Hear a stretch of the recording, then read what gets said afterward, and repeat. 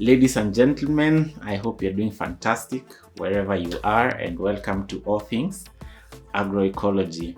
Yeah, it's been a minute since we last interacted here, and that's been like almost 2 weeks since we put our last video out.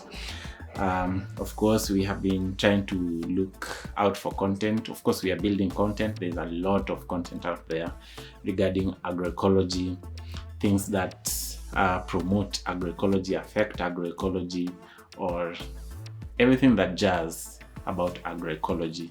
And even as we continue to build up on the efforts that we are doing to promote agroecology, I wanted to bring to our attention recent developments in Kenya. And even as the title of the video says, that recently there were a number of products of chemical pesticides that were banned in Kenya for use by farmers. Of course, this is a good move for the banning of these 50 pesticides.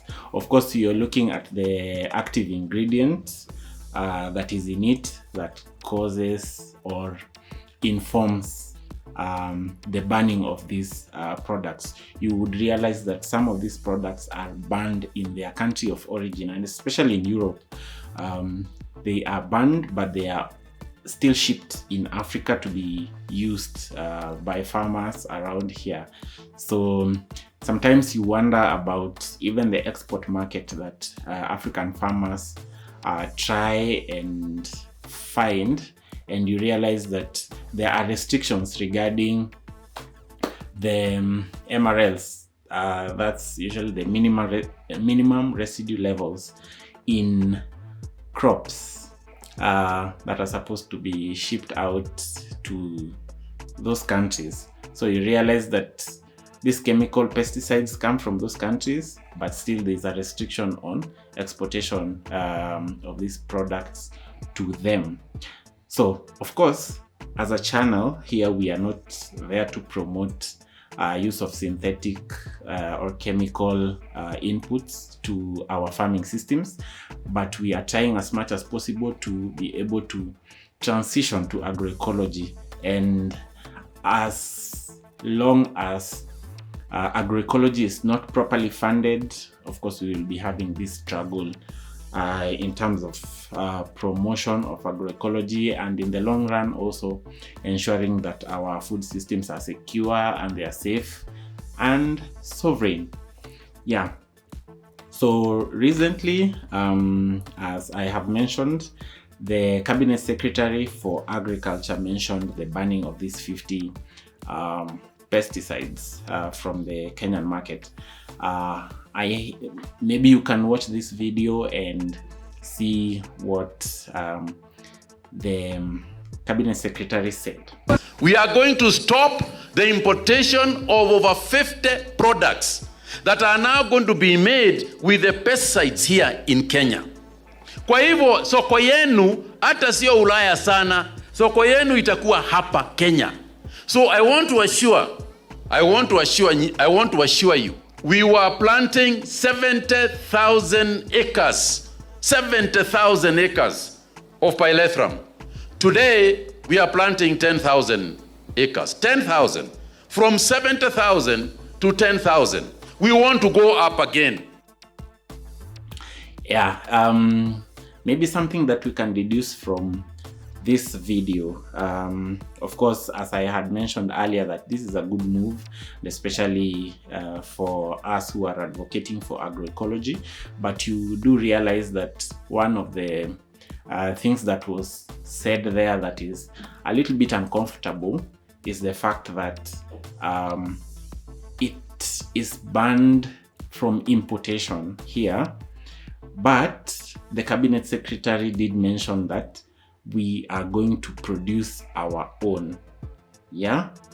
So is it our own of the same product that we are trying to get rid of, or we are just banning them entirely, even from production locally? Of which, for me, that would be the best case scenario. But since we are a bit unclear about it, it becomes very difficult to even monitor and see what happens. A number of organizations have come out to call out the government to be able, and by this I mean also the pesticides control and poisons board, I think, PC and PB, acronymed as such, to be able to list the names of these pesticides that have been banned, so that we are not operating in a vacuum, that we do not know of which these pesticides are, and it becomes so hard to monitor, even for the guys who are promoting agroecology, to be able to go and see that yes, indeed, this is what is out there, and this is what needs to be stopped. Of course, for us, we are advocating for a complete stop to these pesticides, but also to promote the production of sustainable organic pesticides. As we were introducing agroecology, we did mention that it limits the importation of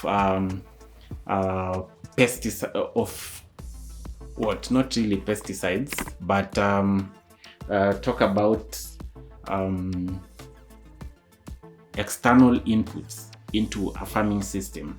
So here we are looking at a situation where even the organizations that are promoting agroecology going out there and being able to train alongside even government agricultural extension officers in how to promote such sustainable means of controlling pests.